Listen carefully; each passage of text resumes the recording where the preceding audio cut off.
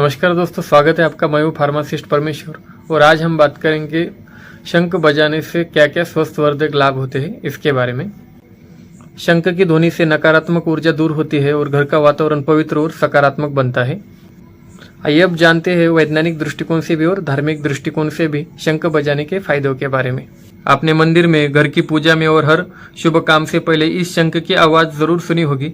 पर क्या आप जानते हैं कि यह पवित्र ध्वनि सिर्फ भगवान की आराधना करना नहीं है, बल्कि आपकी सेहत और समृद्धि का एक बहुत बड़ा राज भी छिपा हुआ है। आज हम शंख के दो अनोखे पहलुओं के बारे में डिटेल्स में जानेंगे, इसका धार्मिक महत्व और इससे जुड़े वैज्ञानिक लाभ। शंख की कहानी शुरू होती है समुद्र मंथन से। हिंदू पुराणों के अनुसार समुद्र मंथन के दौरान जो 14 अनमोल रत्न मिले थे, उनमें से एक था यह शंख। इसीलिए इसे इतना पवित्र माना जाता है। ये माँ लक्ष्मी का भाई है और जहाँ शंख होता है वहाँ माँ लक्ष्मी का वास होता है। यह भगवान श्री हरि विष्णु के चारों शस्त्रों में से एक है। पूजा पाठ में मुख्य रूप से दो प्रकार के शंख होते हैं। दक्षिणवर्तीय शंख, यह शंख दाहिनी ओर खुलता है और इसे बहुत दुर्लभ माना जाता है। इसकी सिर्फ पूजा की जाती है, इसे बजाया नहीं जाता। यह घर में धन, सौभाग्य और शांति लाता है। और जो दूसरा है वामनवर्तीय शंख, यह शंख वायु ओर खुलता है। यह आमतौर पर मंदिर और घरों में बजाने के लिए इस्तेमाल किया जाता है। ध्यान रखें कि शास्त्रों के अनुसार भगवान शिव की पूजा में शंख का प्रयोग वर्जित माना गया है। घर में हमेशा शंख में जल या गंगा जल भरकर रखें, इसे कभी खाली ना छोड़े। शंख की ध्वनि से वातावरण शुद्ध और सात्विक बनता है।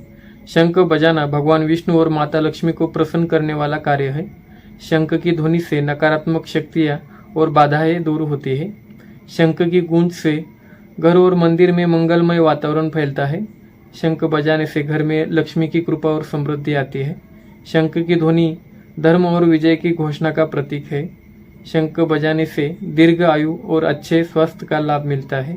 शंख बजाने से मन शांति और भक्ति में एकाग्रता आती है।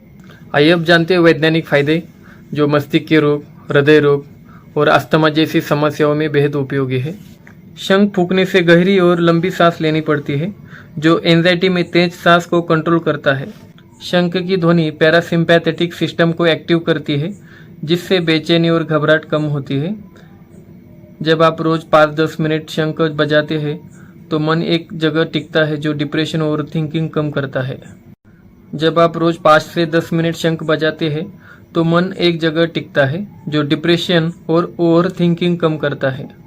शंख की आवाज़ कंपन वाइब्रेशन से सेरोटोनिन और डोपामाइन जैसे फील गुड हार्मोन सक्रिय होते हैं। एंजाइटी, डिप्रेशन में नींद की समस्या आम है। शंख बजाने से मन शांत होता है और नींद गहरी आती है। शंख बजाते समय पूरा ध्यान सांस और आवाज़ पर रहता है, जिससे नकारात्मक सोच से ध्यान हटता है।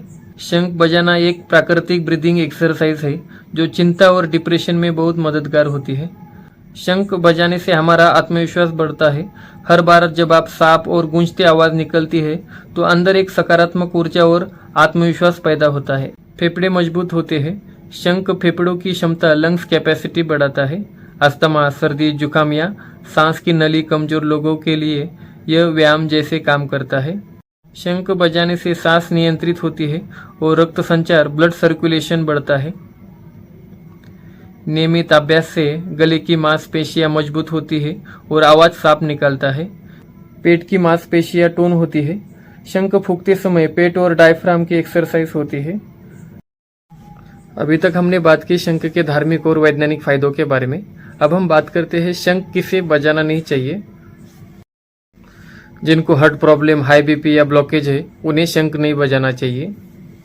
गर्भवती महिलाओं को शंख बिल्कुल नहीं बजाना चाहिए, इससे अबॉर्शन का खतरा बढ़ सकता है।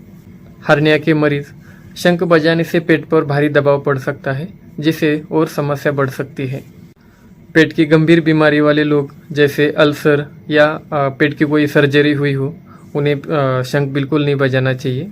अब हम बात करते हैं शंख को कैसे बजाया जाता है और क्या है इसका सरल तरीका। सबसे पहले तो आपको इस शंख को पानी से गीला कर देना है और आपके जो होंठ है उनको भी गीला करना है। और शंख के अंदर ऐसे उंगलियां नहीं डालनी है, जिससे कि हवा बाहर नहीं आएगी। आपको बिल्कुल ऐसे बाहर पकड़ना है और जो आपके लिप्स है बिल्कुल इस तरीके से आपको इसके अंदर रखने हैं। और जो आपको होठों का जो वाइब्रेशन है बिल्कुल इस तरीके से करना है। अब देखते हैं हम।